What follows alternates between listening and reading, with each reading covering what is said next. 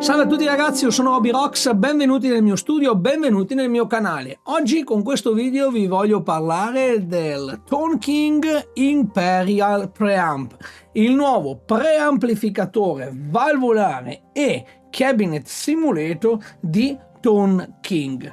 Prima di cominciare a vedere quali sono i parametri, le funzioni, come utilizzarlo, facciamo un attimo un po' di storia, un punto della situazione. Ebbene, Tone King è un'azienda molto conosciuta, molto apprezzata, che realizza amplificatori per chitarra boutique di altissima qualità. In catalogo ne hanno vari tipi, ma il più conosciuto, ma soprattutto il più apprezzato, è proprio il Imperial Mark II, ossia quell'amplificatore che, per così dire, richiama le sonorità di un Fender Twin Blackface, ma strizza l'occhio anche a sonorità prettamente British, quindi già più in territori Marshall Plexi. Di questo amplificatore ce ne sono due versioni: la versione quella classica, ovvero il combo, che la troviamo in varie colorazioni, e anche la testata.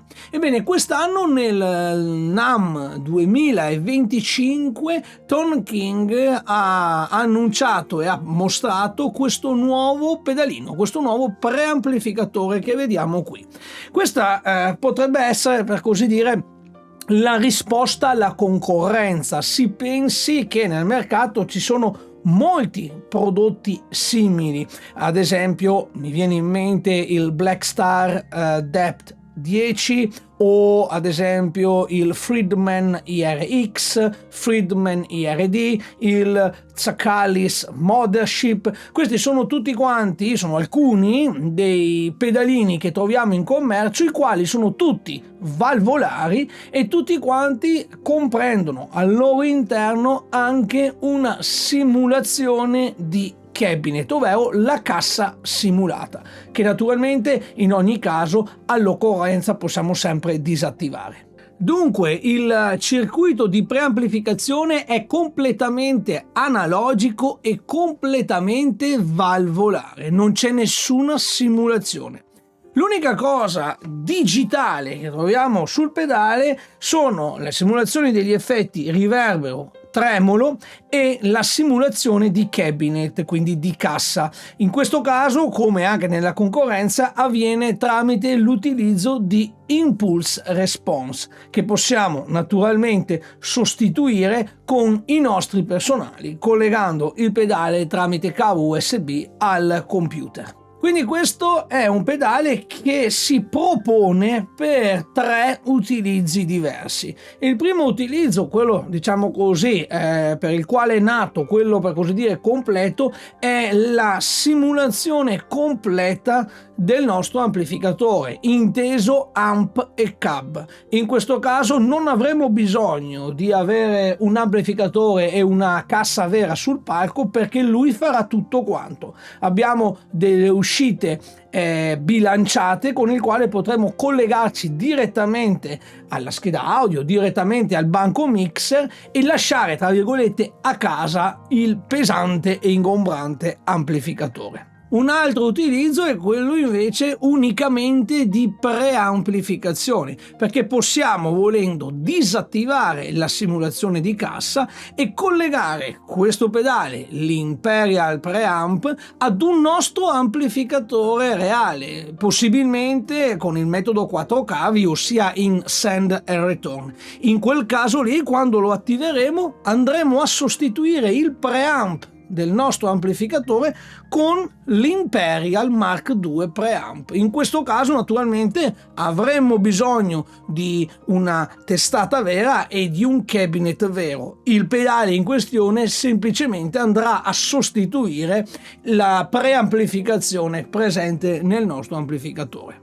mentre l'ultima modalità è quella di utilizzare questo pedale come semplice overdrive valvolare. Sappiamo che nel mercato esistono molti overdrive intesi come pedalini da distorsione valvolare, dal costosissimo Even Drive di mezza barba al già molto conosciuto Tube Driver di Butler. Ebbene, potremmo benissimo utilizzare il Imperial Preamp come un overdrive valvolare. In questo caso naturalmente dovremo sempre disattivare la simulazione di cassa e collegarci direttamente all'input di un nostro amplificatore e utilizzare il pedale come semplice distorsore. Quindi, come potete vedere, è un prodotto molto versatile che si propone in vari utilizzi, dal più semplice distorsore al più complesso ma molto interessante preamp collegato in metodo 4 cavi, al più moderno simulatore totale di amplificatore e cassa. Quello che vi vado a mostrare, quello che sentirete oggi in questo video, è l'utilizzo del pedale da solo collegato direttamente alla mia scheda audio. Nel mio caso sto utilizzando la mia Gibson Les Paul Standard 50 collegata direttamente nel Imperial Preamp, e dall'Imperial Preamp esco e vado direttamente nella scheda audio. Quindi nel mio caso, oltre alla preamplificazione analogica valvolare, abbiamo anche attiva la simulazione di cassa. Prima di proseguire con i test e con le prove, diamo un attimo uno sguardo alle connessioni disponibili che si trovano tutte sulla parte frontale del pedale. Troviamo infatti l'input dove collegheremo la nostra chitarra e le uscite bilanciate left e right con connessione XLR. Non mancano naturalmente le uscite cuffie, la presa MIDI in per poter controllare il pedale tramite una pedaliera MIDI e la presa USB per poter collegare il pedale al computer e gestire l'impulse response e i programmi MIDI direttamente dall'editor da PC. Abbiamo però anche altre connessioni che vediamo qui che ci permettono, queste che vediamo in basso, 2 amp in, from amp send e 2 amp return, esattamente come vengono descritte, servono per collegare il pedale con il metodo 4 cavi ad un nostro amplificatore reale, proprio se lo vogliamo utilizzare in sostituzione al preamplificatore già presente nella nostra testata. Mentre abbiamo send e left e right che servono per l'FX loop, ovvero la mandata effetti, qualora volessimo ad esempio collegarci un pedale esterno.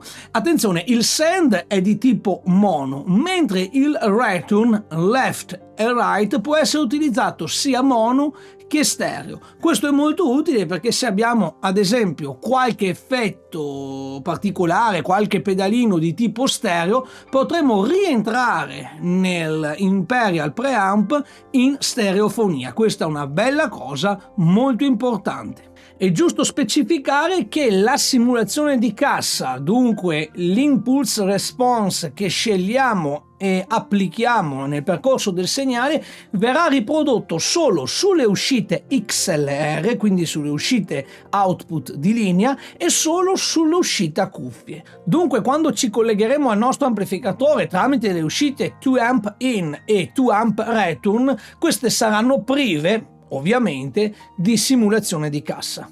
Ora diamo un attimo un'occhiata ai controlli che troviamo on board. Abbiamo infatti due canali, in alto il canale Rhythm, che sarebbe praticamente il canale pulito, quello che assomiglia più alle sonorità di un Fender Blackface, mentre sotto abbiamo il canale Lead, che sarebbe il canale distorto, il canale overdrive, che invece assomiglia più alle sonorità British, quindi è più vicino al suono di un Marshall Plexi, giusto per intenderci. Entrambi i canali presentano vari controlli che più tardi vi spiego, mentre di fianco abbiamo riverbero in alto con i propri controlli e tremolo con i propri controlli. In fondo abbiamo 3 pulsanti che ci servono per accendere e spegnere il pedale, cambiare canale o attivare e disattivare il tremolo, e altre funzioni che possiamo attivare o disattivare premendo e tenendo premuto il pulsante. Ebbene, dopo tutta questa descrizione andiamo a sentire come suona il pedale, ma soprattutto a capire come funziona. In questo caso vedete che questa luce verde sta lampeggiando, significa che il pedale è acceso, è funzionante, ma è stato bypassato. Dunque quello che sentite è il suono della mia chitarra che va direttamente nell'impianto, senza nulla in mezzo.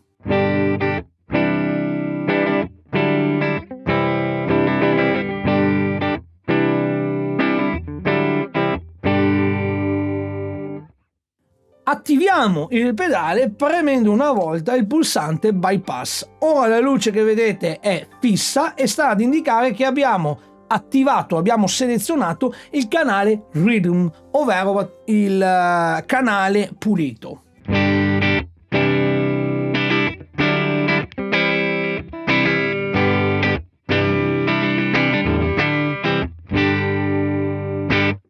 Possiamo naturalmente regolare questo canale indipendentemente dal secondo come meglio crediamo. Naturalmente abbiamo i controlli bassi e alti che fanno esattamente quello che ci aspettiamo. Con questo aumentiamo le frequenze basse, mentre con questo aumentiamo o riduciamo le frequenze acute.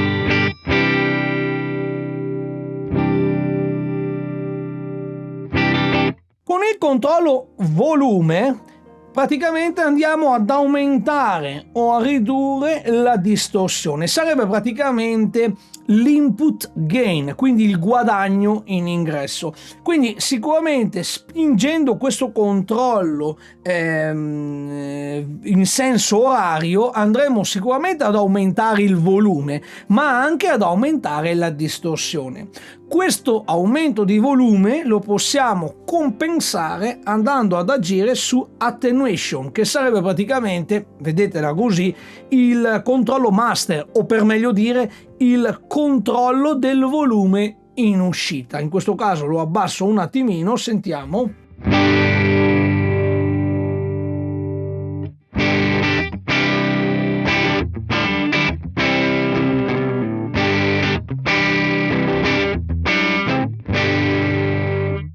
Esageriamo un po', tiriamolo ancora un po' più su, compenso tirando indietro l'attenuazione.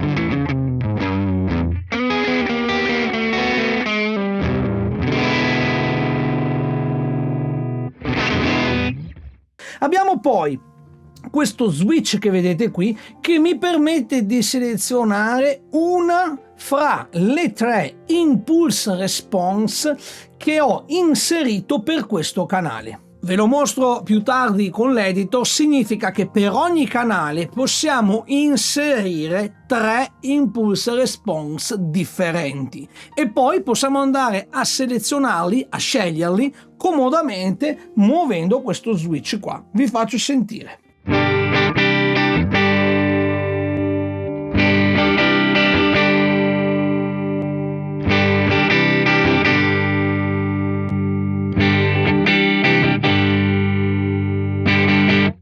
Naturalmente ognuno sceglie gli IR che preferisce. Io sto utilizzando quelli di fabbrica. Quelli di fabbrica sono forniti da On Hammer. Naturalmente possiamo inserire i nostri personali IR senza alcun problema. Diamo poi un'occhiata al canale lead, ovvero il canale quello overdrive, quello che ricorda di più le sonorità British. Cambio canale premendo il pulsante centrale. Ed eccolo qui.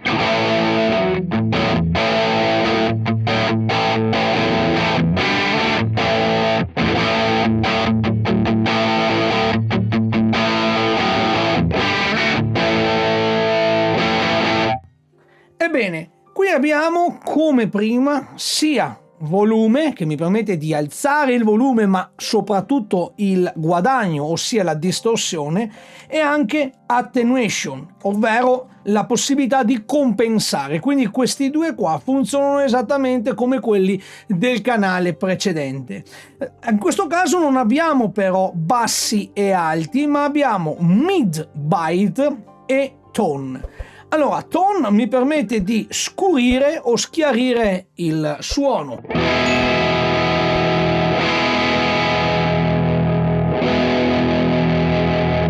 Mentre mid bite fa una cosa un po' particolare. Sicuramente, lo avvertiamo subito, apre sulle frequenze medie.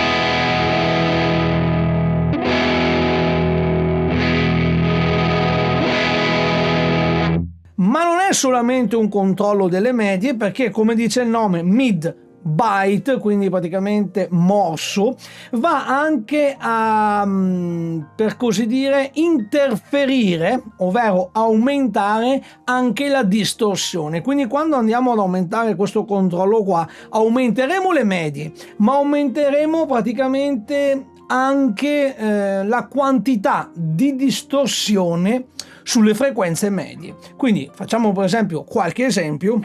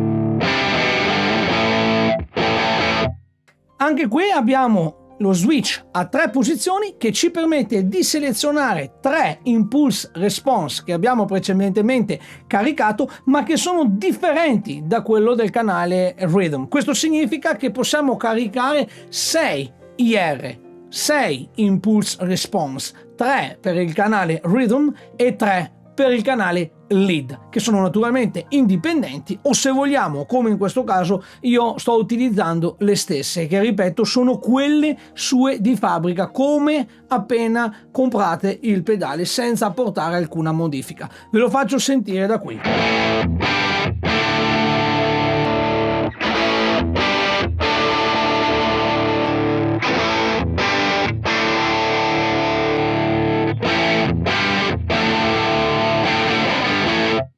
Naturalmente, come è ovvio, come è normale, il carattere, la sonorità, il voicing del pedale cambia molto in base all'IR scelto, ossia in base alla cassa scelta, perché di fatti è così che funziona anche un amplificatore reale. E qui termina tutto quello che è l'unità di preamplificazione e di simulazione di cassa. Vediamo ora gli effetti integrati, quale riverbero e tremolo. Dunque, per prima cosa diamo un occhio al tremolo, che per accenderlo ci basta premere l'ultimo pulsante, ed eccolo qui. Qui abbiamo due controlli: depth, che mi permette di regolare la profondità delle oscillazioni, e speed, che mi permette di regolare invece la velocità di queste oscillazioni.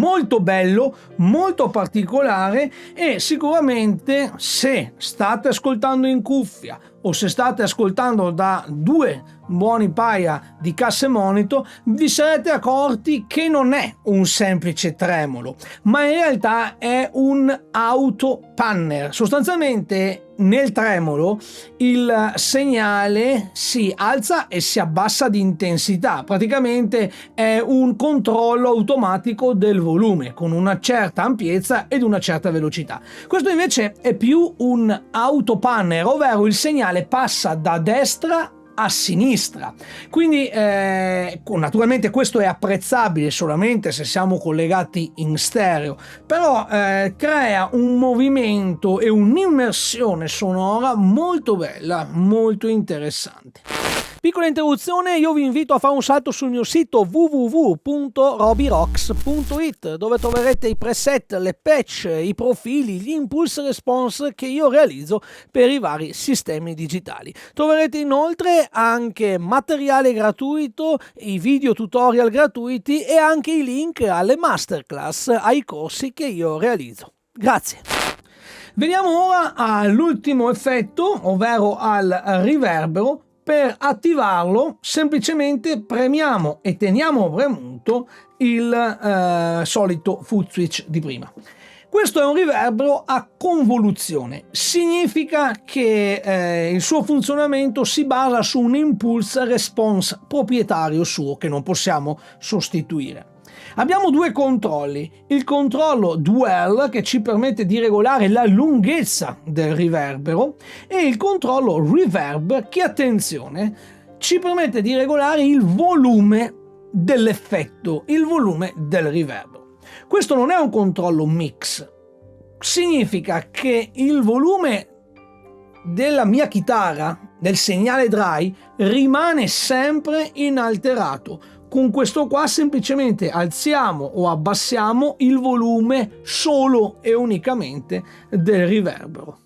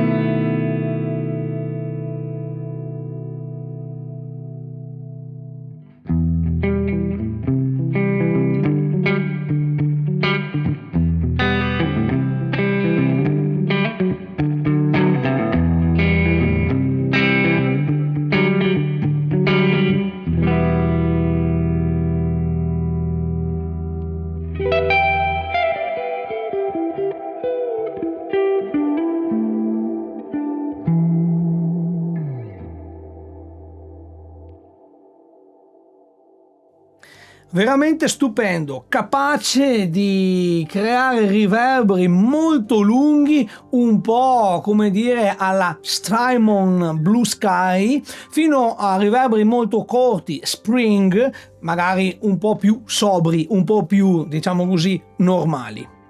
Una cosa importante che ci tengo particolarmente a precisare è che il bypass di questi due effetti, tremolo e riverbero, è indipendente per ogni canale, ossia posso scegliere per ogni canale quali effetti devono essere accesi, quali effetti devono essere spenti. Vi faccio vedere. In questo caso, per esempio, posso decidere che nel canale Rhythm voglio il tremolo acceso, però magari il riverbero lo voglio spento. Il risultato è questo. Mentre sul canale lead posso decidere di volere solamente il riverbero acceso e il risultato è questo.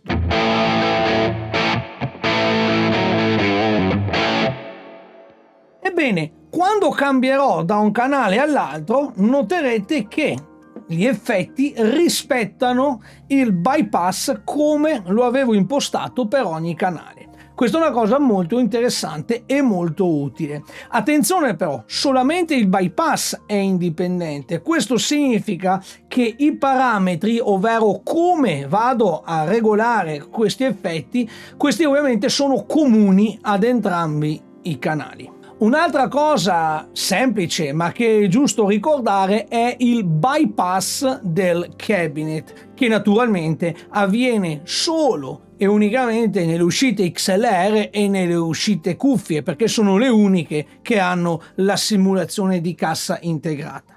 In questo caso, per disattivare il cabinet non dobbiamo far altro che premere e tenere premuto il primo pulsante.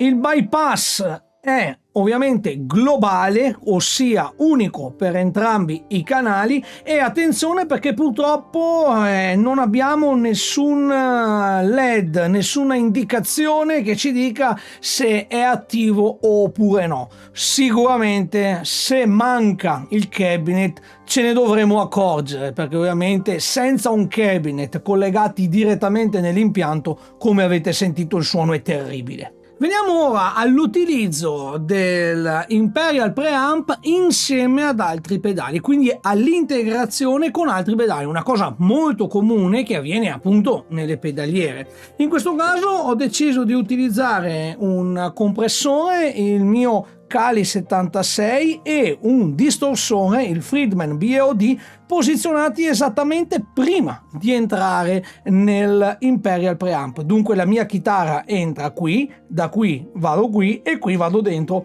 nel Imperial Preamp. Ho poi scelto anche un Arion Stereo Chorus SCH1, che è un chorus di tipo stereo posizionato in send return. Questo significa che esco dal send mono dell'Imperial Preamp ed entro nell'input mono dello stereo chorus. Dallo stereo chorus esco appunto in stereo nei due return left e right. In questo caso lo accendo già, andiamo a vedere subito come funziona il send return. In questo caso, se io vado a suonare, noterete che non c'è niente, se non un po' di riverbero che ho inserito io. Per attivare l'FX Loop dobbiamo premere e tenere premuto il pulsante centrale. Anche qua non abbiamo nessun LED, nessuna luce che ci dice, che ci indichi se il bypass è attivo oppure no. In questo caso lo sentiremo perché il chorus è acceso.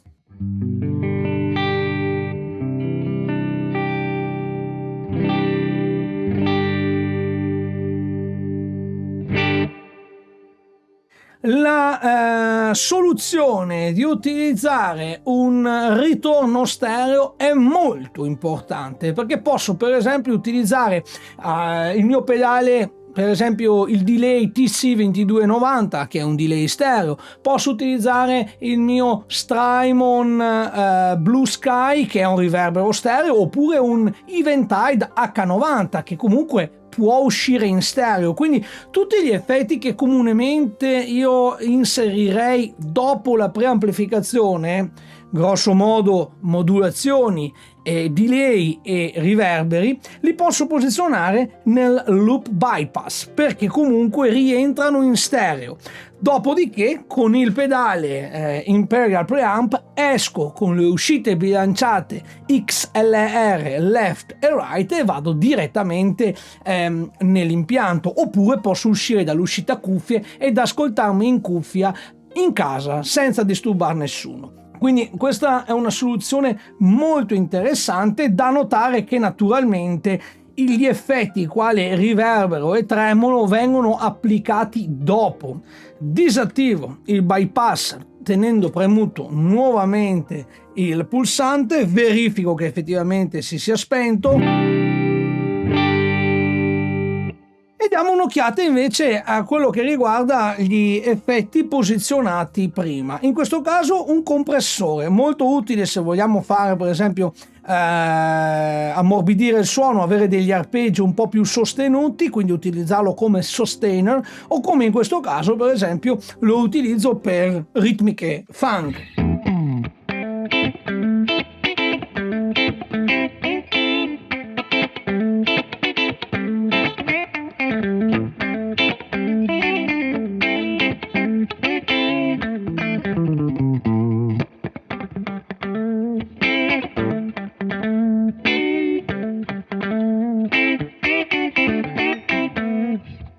Per quanto riguarda invece la distorsione, anche questa volta se li mangia bene. Questo è un pedale con un alto tasso di guadagno, con una distorsione veramente fuori ogni legge di Dio. È stupendo questo pedale qua e ve lo vado a far sentire ovviamente nel canale Clean.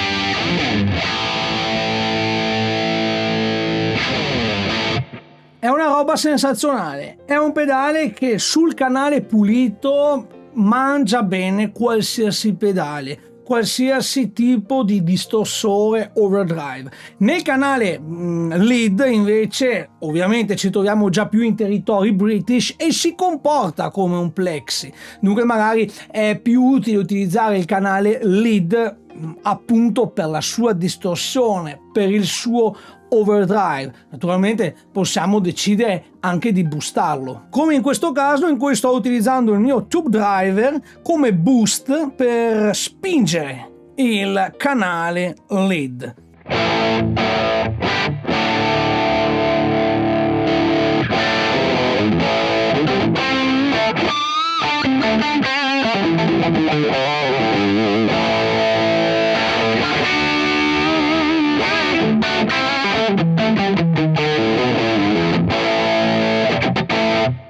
Naturalmente posso scegliere anche di spingere il canale clean.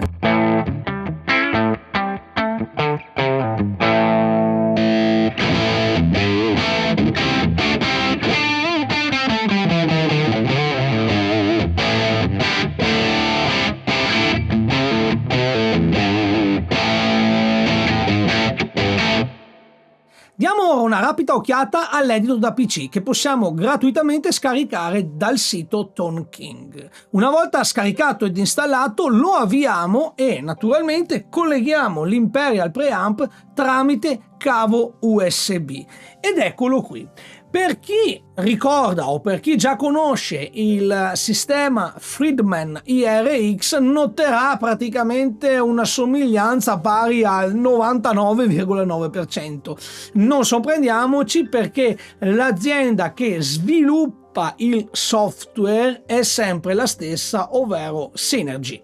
Praticamente qui troviamo la rappresentazione del pedale. Attenzione, questi controlli non possono essere regolati, non possono essere regolati da mouse, perché ricordo sono dei controlli completamente analogici e dobbiamo andare a regolarli da qua, quindi quello che troviamo qui è semplicemente una raffigurazione.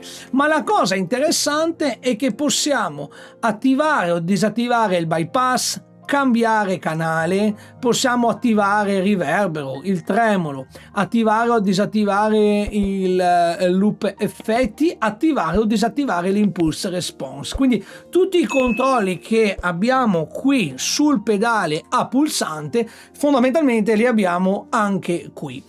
ma ancora più importante è l'utilizzo della selezione degli impulse response che abbiamo qui a sinistra. Indipendentemente per il canale Rhythm e per il canale Lead possiamo selezionare 3 IR che poi andremo a selezionare. Li possiamo selezionare semplicemente cliccando sul pallino qui, oppure li possiamo selezionare, come abbiamo già visto, semplicemente muovendo lo switch. Le modifiche che facciamo qui on board si ripercuotono anche sull'editor in maniera istantanea. Possiamo quindi andare a sostituire questi 3 IR con altri IR, ad esempio già inclusi di fabbrica. Per ogni singolo slot, se lo vogliamo sostituire, ci basta cliccare su questo piccolo più che vediamo qui di fianco. Comparirà questa scheda dove abbiamo tutti i vari IR, dove con le frecce selezioniamo uno o l'altro. Qui abbiamo il nome del IR, sotto abbiamo una descrizione di che cos'è questo impulse response, e se lo vogliamo ascoltare prima di confermare la selezione ci basta semplicemente attivare Audition. Una volta che abbiamo scelto l'IR che preferiamo, clicchiamo su Select ed ecco che, come potete vedere, è stato sostituito con quello appena scelto. Possiamo anche importare degli impulse response esterni, ad esempio degli impulse response nostri, personali. In questo caso ci basta cliccare sul simbolo della cartella, si aprirà una finestra del nostro computer. Questi sono i miei impulse response che trovate in vendita anche sul mio sito. Ad esempio decido di mettermi dentro un IR di un Vox AC30, scelgo questo, gli do Open ed ecco che il mio impulse response è stato caricato dentro al Imperial Preamp. È veramente molto semplice. Ma un'altra cosa molto interessante è il controllo MIDI. Infatti Imperial Preamp può essere controllato via MIDI da una pedaliera esterna. Per fare questo però attenzione, perché ovviamente le cose che possiamo fare sono molto limitate, ossia semplicemente cambiare programma. Per chi conosce il protocollo MIDI sa che possiamo inviare un messaggio di program change per cambiare praticamente programma, ossia preset. Che cosa succede in questo? Semplicemente possiamo scegliere che cosa è acceso, che cosa è spento su questi parametri che troviamo qui in alto. Possiamo scegliere quale IR è selezionato e salvare queste modifiche sul canale 0, sul canale 1 e via dicendo.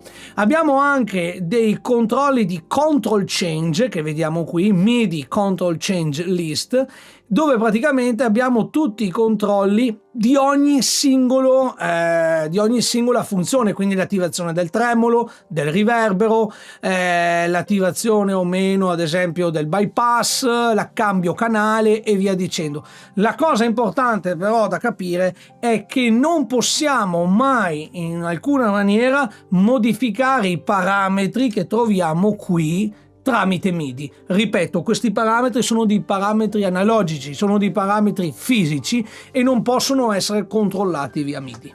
Bene ragazzi, che dire di questo pedale? È favoloso, ha una dinamica pazzesca. Ovviamente non lo potete percepire da un video su YouTube, perché la dinamica è una cosa che si percepisce suonando e lo percepisce solamente chi sta suonando. Quindi ve lo assicuro, ha una dinamica pazzesca, ha un range diciamo di sonorità veramente ampio. Passiamo dai suoni puliti, cristallini, ai suoni break up, quindi leggermente increspati in stile appunto Fender, fino ad arrivare in territori sicuramente British, quindi in territori Marshall Plexi. Non è un pedale diciamo pensato per sonorità moderne, quindi sonorità tipo metal, però in realtà, essendo un grande mangiapedali, praticamente digerisce tutto. Come avete visto, nulla toglie che io possa utilizzare un distorsore anche bello cazzuto messo prima per avere delle sonorità veramente di tutt'altro livello. Quindi un pedale molto versatile sia per le sonorità, per il colore, per il suono che ha, versatile anche ovviamente e soprattutto per le connessioni, perché abbiamo uscite bilanciate, uscite cuffie, abbiamo il send and return tipo stereo, abbiamo uscite e ingressi per collegarlo con il metodo 4 cavi, lo possiamo utilizzare direttamente nell'impianto, lo possiamo utilizzare con l'amplificatore, lo possiamo utilizzare anche come pedale overdrive, quindi più di così possiamo scegliere le nostre IR, caricare le IR che vogliamo e addirittura, se vogliamo, lo possiamo controllare via MIDI. Quindi sicuramente è un prodotto notevole. Purtroppo è anche il prezzo, perché ad oggi, quindi luglio 2025, si aggira intorno ai 700 euro. Purtroppo lo si sa, magari un po' se ne approfittano, diciamo, per il brand, per il nome, però solitamente il prezzo è uno degli indicatori più attendibili di qualità. Se un prodotto è di qualità, sicuramente si farà pagare, quindi sicuramente costerà. Vi posso assicurare che comunque fra tutti quanti i preamplificatori valvolari che ho provato, quindi il Zakalish, il Black Star Depth, il Friedman IRX, questo è quello che veramente mi ha catturato. Gli altri li ho venduti tutti e praticamente mi sono tenuto questo. Un motivo ci sarà, poi naturalmente questo è un mio gusto del tutto personale. Detto questo, ragazzi, fatemi sapere anche voi che cosa ne pensate, scrivetemi qua nei commenti le vostre opinioni. Vi ricordo di lasciare un like, iscrivervi al canale e cliccare sulla campanellina. Sono operazioni gratuite, a voi non costa assolutamente nulla, aiuterete questo canale a crescere, ad avere una maggiore visibilità. Se siete interessati ad Impulse Response, visto che ne abbiamo parlato, vi invito a fare un salto sul mio sito www.robirocks.it, dove trovate i miei preset, i miei Impulse Response profili, ma anche i tutorial gratuiti e i corsi, le masterclass che io realizzo. Dateci un occhio. Ci vediamo nel prossimo video. Ciao a tutti.